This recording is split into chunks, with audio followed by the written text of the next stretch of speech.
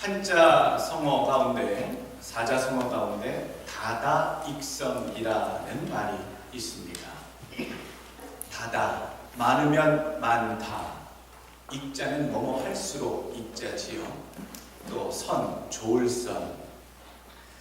많으면 많을수록 좋다라고 표현할 때 다다익선이라는 표현을 자주 씁니다.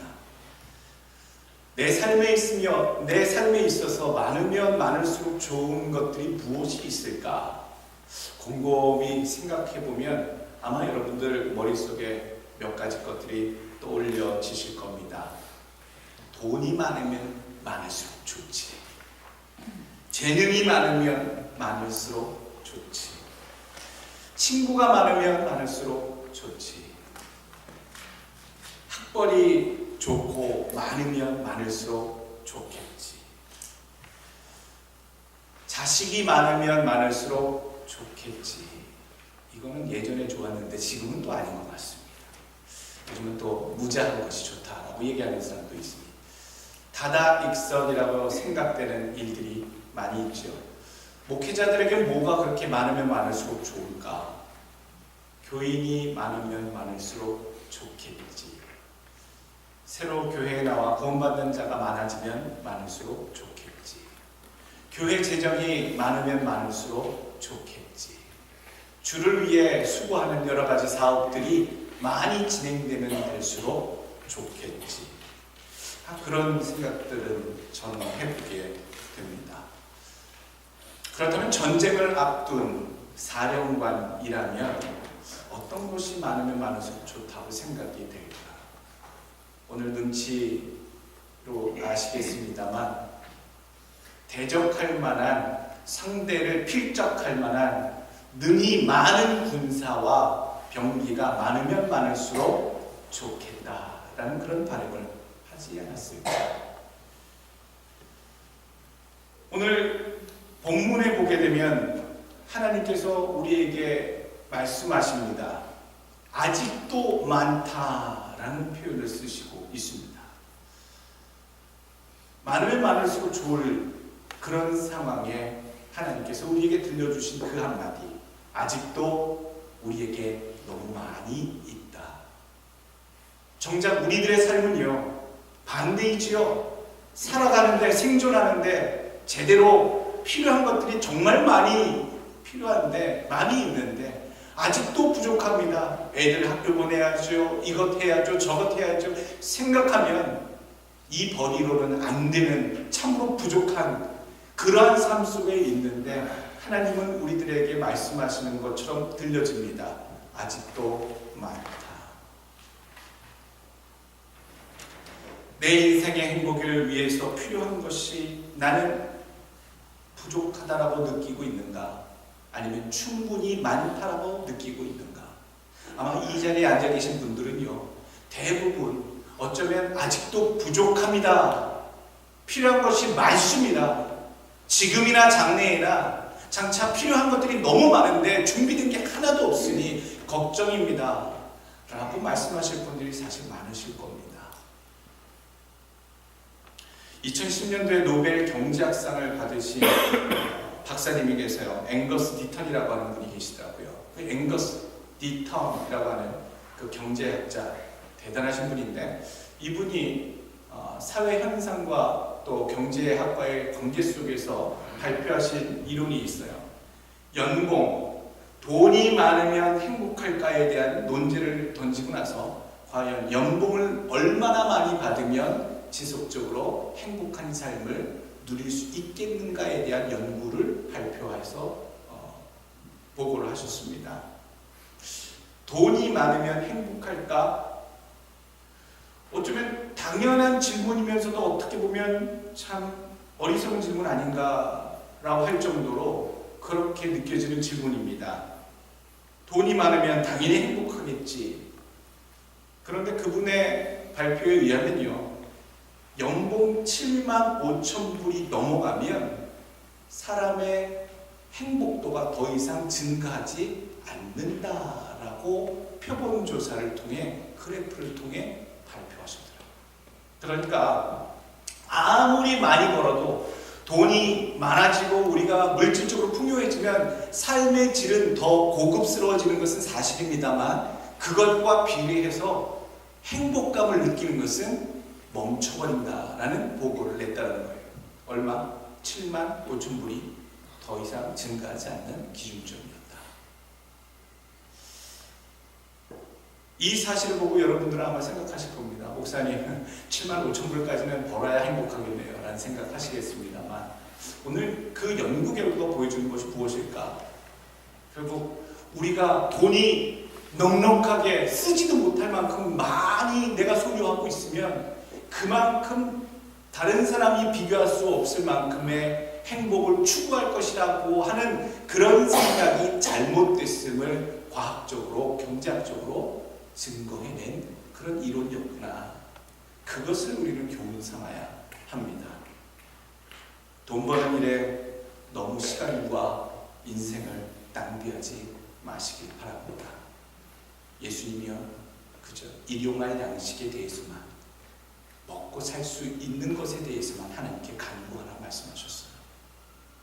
있어야 될 것, 장래에 있어야 할 것, 그것 때문에 걱정하고 근심하지 말라는 것이지요. 입히시고 먹이시는 하나님을 우리가 믿는데 왜 그것을 걱정하고 있느냐.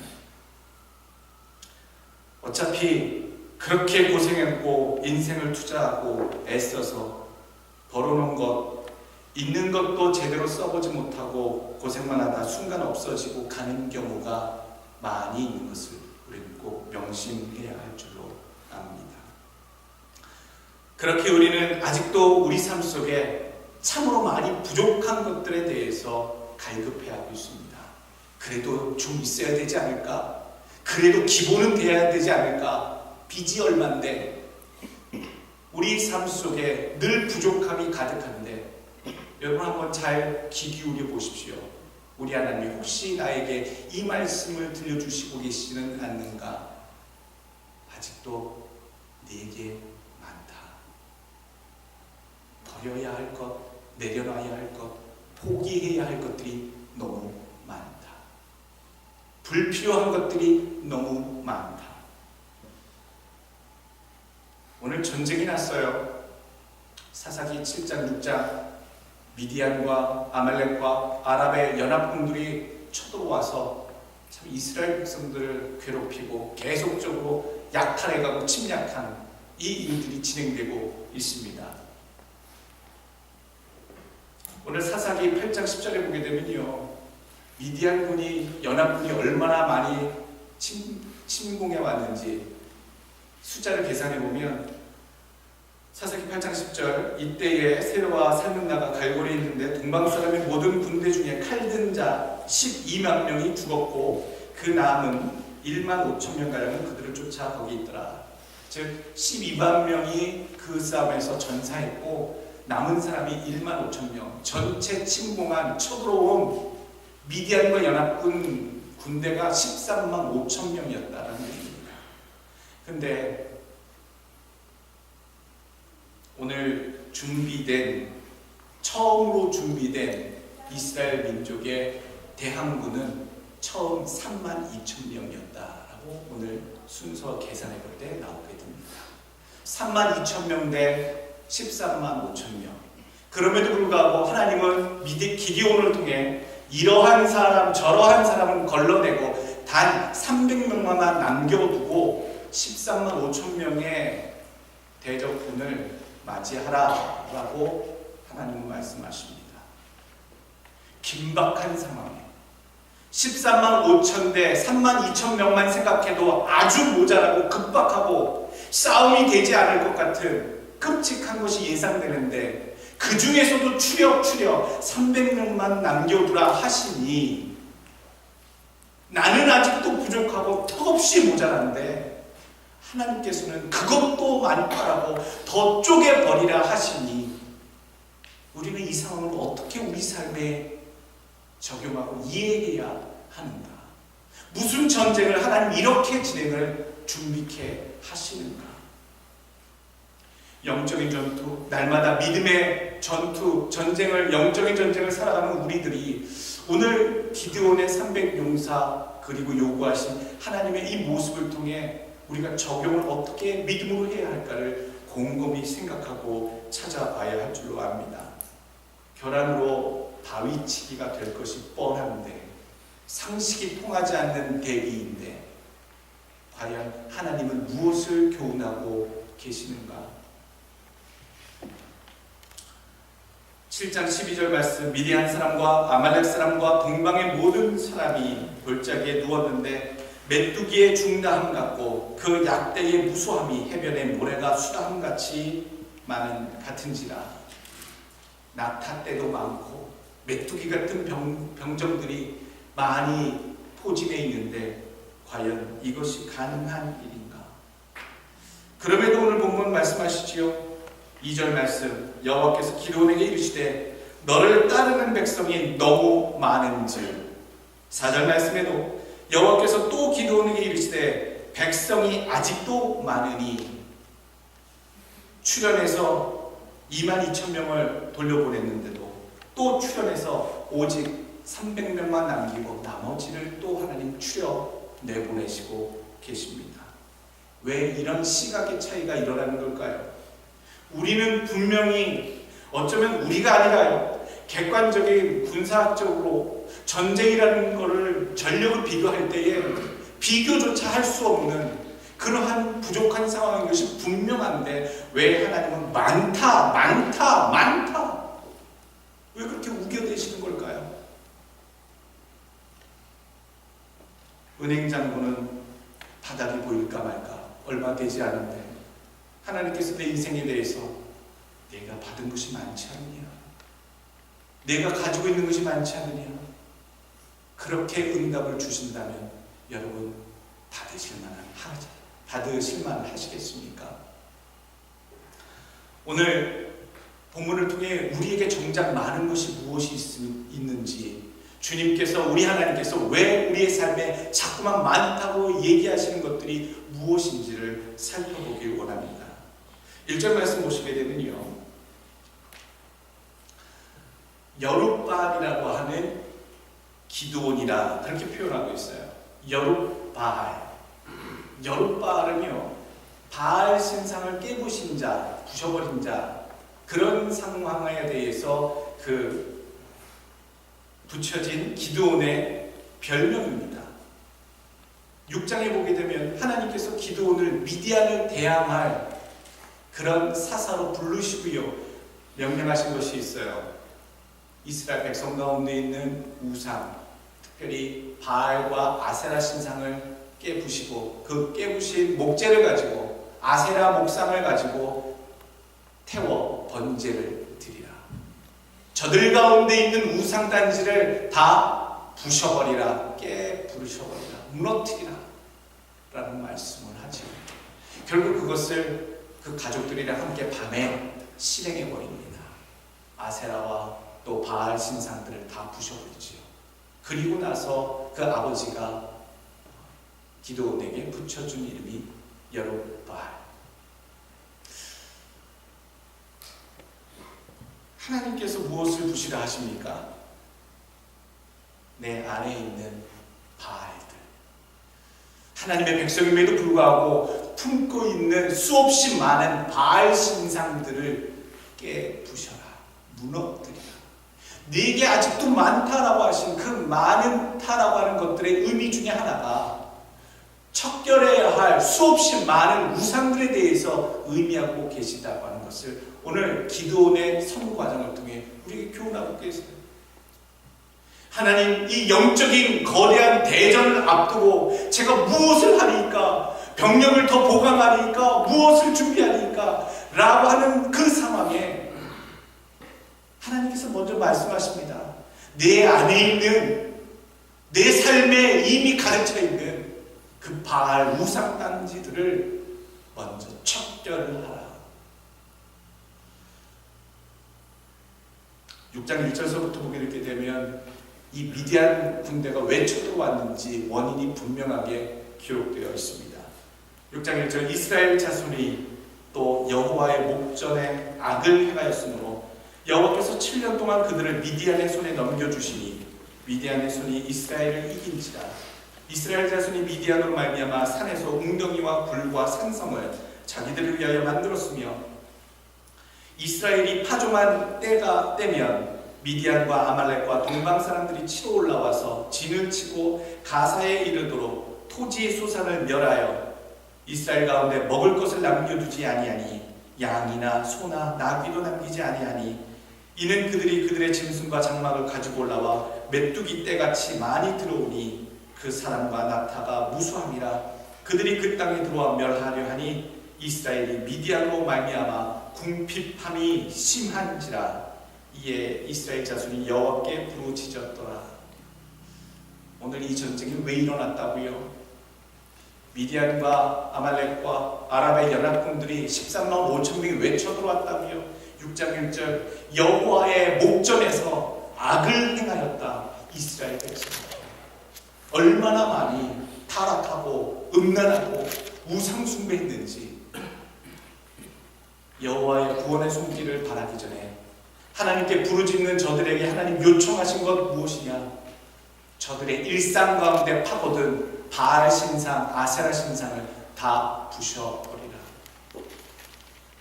영적인 전투, 믿음의 전투 살아가신 여러분들 마음속에 너무 많이 있는 거 아닙니까? 아직도 우상단지가 너무 많은 것 아닙니까? 더 이상 숨기지 마십시오. 하나님보다 자식이 먼저였고 돈벌이가 먼저였고 나의 즐거움과 이 땅에서의 행복이 먼저였던 것들, 어쩌면 이 목사가 언급하는 그 모든 것들보다 수없이 많은 내가 갈구하는 그런 작은 바알 신상들을 숨겨놓고 계신 분들이 계시다면 오늘 하나님 말씀하십니다. 아직도 많다. 오늘 이 큰 대전에 나가기 전에 기도를 통하여 저들 삶 가운데 주어진 바알들을 부셔버리게 하신 것처럼 여러분들 믿음의 삶의 전투를 살아가신 여러분들 마음속의 우상단지들을 다 넘어뜨리시고 부셔버리시길 간절히 원합니다. 오늘 두 번째로 우리에게 주시는 교훈이요, 아직도 내게 많은 것에 대해서 하나님 언급하시는 두 번째가 있습니다. 두려움, 근심, 걱정에 대해서 이야기하십니다. 3절 말씀 보시게 되면 이제 너는 백성의 귀에 외쳐 이르기를 누구든지 두려워 떠는 자는 길르앗산을 떠나 돌아가라 하시니 이에 돌아간 백성이 22,000명이요 남은 자가 10,000명이었더라. 32,000명의 위급한 상황에 소집된 병사들, 군인들 가운데 22,000명이 돌아갔습니다. 어떤 조건에서요? 두려워 떠는 자들, 부들부들 떨고 있는 자들, 걱정하는 자들, 근심하는 자들, 죽을까봐 겁내는 사람들 돌아가라. 오늘 우리에게 하나님 말씀하시는 것, 내게 참 많은 것이 있구나, 참 많이 걱정하는구나, 참 많이 근심하는구나, 참 많이 두려워하는구나. 하나님을 바라보며 그리스도의 군사로서 믿음의 전투를 날마다 세상의 어떤 대적과 상황 속에서 믿음으로 승리하며 나가야 하는데 너무 많이 두려워하는구나. 오늘 내게 너무 많다라고 하신 그 두 번째가요, 두려움, 걱정, 근심이라는 것이죠. 오늘 하나님의 전투에 임하여 하나님의 승리하시는 놀라운 일들을 보게 될 자격은요, 두려워하는 자가 아니라 하나님을 향한 믿음을 소유한 자만이 가능하다는 것을 오늘 교훈해주고 있습니다. 군인이 두려워하면 이미 싸우기 전에 지는 겁니다. 이미 세속적인 표현으로요, 쫄아버리면 이미 전투는 싸움은 끝난 겁니다. 기선제압이잖아요. 담대하게 내가 너를 능히 이길 수 있다라고 하는 그 기선제압에서 져버리는 것, 두려워 떠는 것. 또 한 가지 잊지 말아야 될 것은요, 두려움은 믿음을 갉아먹는 요소라는 사실입니다. 두려움이 있으면요, 믿음이 갉아먹어요. 믿음을 갉아먹어요. 믿음이 있어야 할 그 자리에 두려움이 있으면 믿음의 사람으로 나아갈 수 없다라는 사실을 여러분 꼭 기억하시길 바랍니다. 살아가면서 걱정, 근심 없는 사람이 어디 있습니까?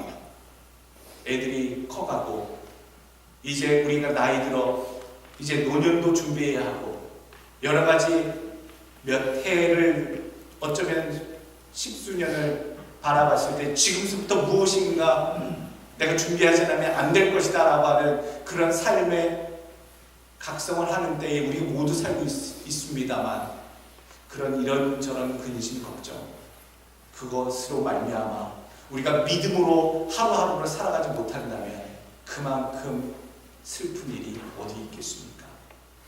오늘 우리들에게 명심하라 일러주시는 것 여러분들 마음속에 있는 두려움, 걱정, 근심 그게 많다 하시니 여러분들 내려두시길 바라겠습니다. 오늘 세 번째 우리에게 주시는 교훈의 말씀은 하나님의 능력을 분명하게 나타내는 삶이 되시길 원합니다. 하나님의 능력을 나타내는 삶이어야 됩니다. 나의 능력이 아닙니다. 나의 똑똑함이 아닙니다.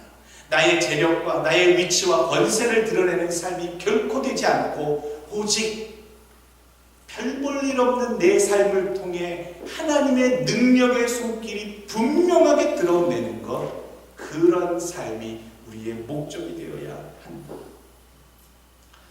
이 전쟁에 대해서 말도 안 되는 병력의 차이를 두고도 우리가 알 수 있는 것은요 정말로 신의 도우심이 없다면 하나님의 도우심이 없다면 이길 수 없는 전쟁이겠네.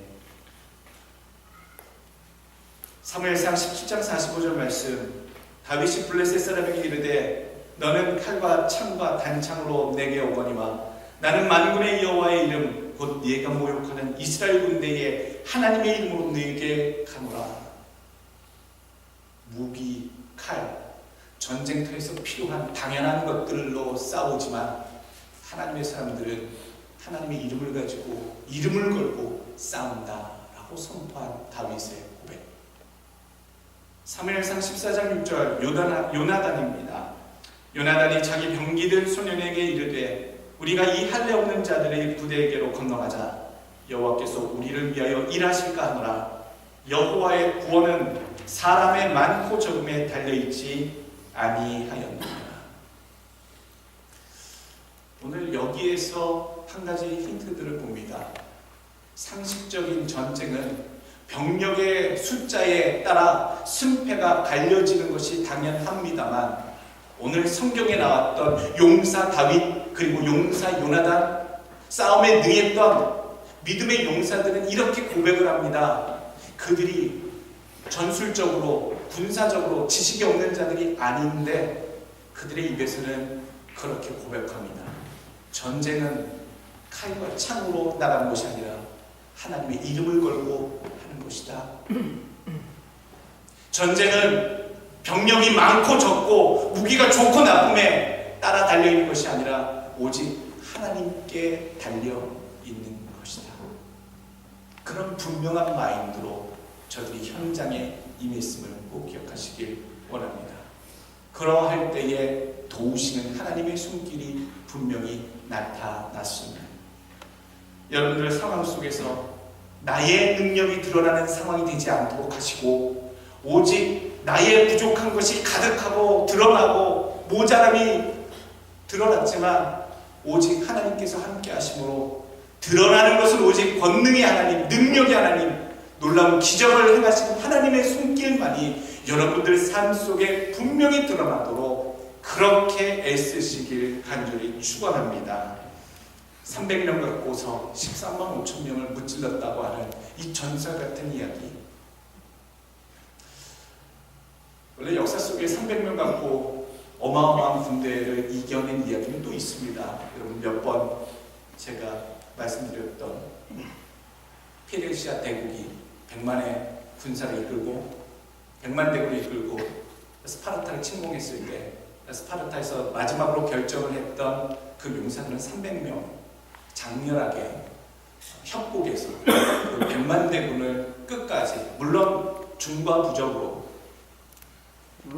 정복당했습니다만 300명이 저들이 용맹을 다해 싸운 전투로 전쟁사의 길이 기억되고 있습니다. 성경에는 그 300명의 이야기가 기드온의 300명의 이야기로 또 비슷하게 오늘 기록되어 있지요. 똑같이 감당할 수 없는 100만 대군을 감당했던 스파르타의 300명이나 오늘 13만 5천 명을 감당했던 기드온의 이 300명이나 똑같습니다. 도저히 감당할 수 없는 그런 상황에서 무엇이 드러났는가? 무엇이 나타났는가? 하나는요, 분명한 것은 인간의 능력, 프랑스 철학자 몽테뉴가 그런 표현을 썼다고 합니다. 이 스파르타의 300명이 치렀던 전투에 대해서 승리에 필적하는 성공하는 패배가 이 땅에 존재한다. 분명히 졌던 전투지만 승리보다 더 뛰어난 의미를 갖고 있는 전투가 이것이다 라는 평가를 역사적으로 했다라고 하지요. 300명의 스파르타 군사들이 남긴 것은 인간 능력의 참 존엄함, 인간 승리의 그 능력을 역사 속에 남겼다면 오늘 기드온이 남긴 300명이 남긴 그 기록은요, 하나님이 함께 하시는 능력의 손길을 남긴 겁니다. 여러분, 우리가 살아가면서 여러분 이제 말년쯤 되었을 때에 뒤돌아보고 누군가 우리의 삶을 그렇게 바라보고 평가해 줄 때에 남겨진 것이 무엇이기를 원하십니까? 참으로 많은 나의 수고와 노력과 내가 이룬 업적이 남겨진 것이 아니라 참으로 부족했고 모자랐고 힘들었던 나의 삶에, 모자랐던 나의 삶에 오셔서 역사하신, 그리고 채워주신, 그리고 되지 못할 일을, 안 될 일들을 되게 하신 하나님의 업적이 하나님의 사람들의 역사 가운데 남겨지시길 간절히 원합니다.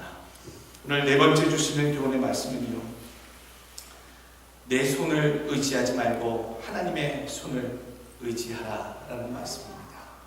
오늘 이것은 두 가지 의미로 이해해야 하는데요. 2절 말씀, 여호와께서 기드온에게 이르시되 너를 따르는 백성이 너무 많은즉 내가 그들의 손에 미디안 사람을 넘겨주지 아니하리니 이는 이스라엘이 나를 거슬러 스스로 자랑하기를 내 손이 나를 구원하였다 할까 함이니라. 여러분, 우리가 매우 주의하고 조심해야 할 삶의 주의점입니다.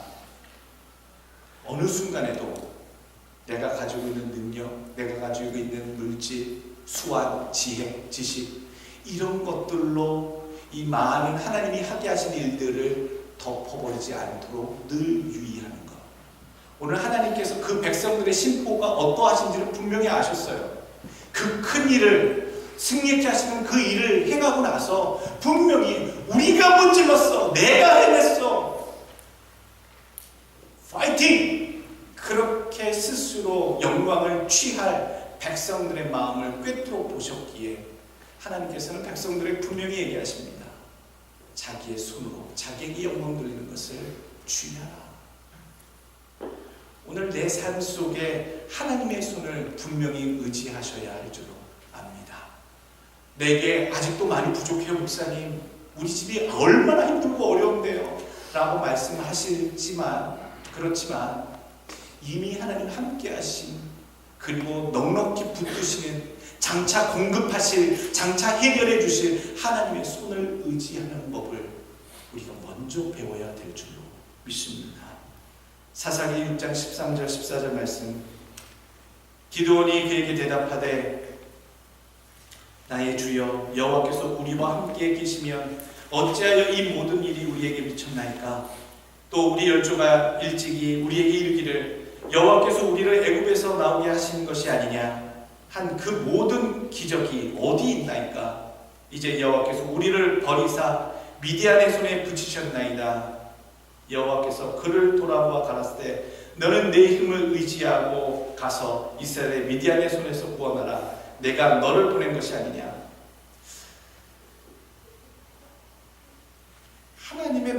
이스라엘 백성, 하나님의 사랑을 받는 백성이 침략을 받으니 기드온이 이렇게 얘기합니다. 하나님이 함께 하신다고 하셨는데 하나님이 우리를 떠나신 것이 아닙니까? 우리를 버리신 것이 아니십니까? 라고 되묻지요. 우리가 여기서 우리가 흔히 생각하는 큰 환난과 대적을 만났을 때, 문제를 만났을 때 생각하는 그 사고관이 여기에 담겨 있지요.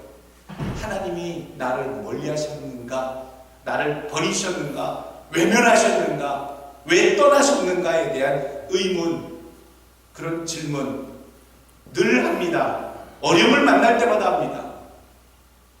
그런데 우리에게 오늘 깨우침을 주시죠. 하나님이 우리를 떠난 적은 결탄코 없으십니다. 우리가 그 거룩하신 하나님을 행악함으로 떠났었지요. 하나님이 우리를 떠나신 게 아니라 우리가 하나님을 등지고 떠나버린 존재였다는 사실을 늘 먼저 아시고 회개하시길 간절히 원합니다. 어디서 이런 말을 합니까? 어디서 이런 억지 주장을 하나님께 할 수가 있겠습니까? 오늘 하나님을 의지한다라고 말씀하는 자들, 하나님 도와주옵소서, 하나님 구원하여 주옵소서라고 말하는 자들은 돌아선 저들의 몸을 하나님께 먼저 돌려야 될 줄로 압니다. 그리고 하나님께 가까이 갈 수 없을 만큼 더러워졌던 마음속의 바알들을 다 토해내야 될 줄로 압니다. 그리고 더 있어야 된다고 생각하는 더 많은 재능과 물질과 더 많은 군사에 대한 집착을 내려놓으셔야 될 줄로 압니다. 그리고 하나님의 손을 의지하십시오. 그리고 하나님께 가까이 가십시오. 그리고 하나님이 하라 하시는 일에 대해서 가라 할 때 가고 멈추라 할 때 멈추는 그런 순종함이 여러분들의 삶 속에 있기를 원합니다. 내 안에 아직도 많다라고 마음을 찔러 주시는 하나님이 음성이 들리시거든 여러분 마음속에 많은 바알들을 내려놓으시기 바랍니다. 그리고 더 있어야 할 것들에 대한 집착도 내려놓으시길 바랍니다. 두려움도 걱정도 내려놓으시길 바랍니다. 나의 능력을 요만큼이라도 의지하려고 하는 그런 심리도, 의지하는 심리도 내려놓으시길 바라겠습니다. 오직 하나님의 손을 의지하는 자가 되시고 떠났었던, 멀리 갔었던 여러분들의 삶을 하나님과 가까이 두며 주와 동행하시는 주의 손을 의지하는 여러분들의 삶이 되시길 예수 그리스도의 축원합니다.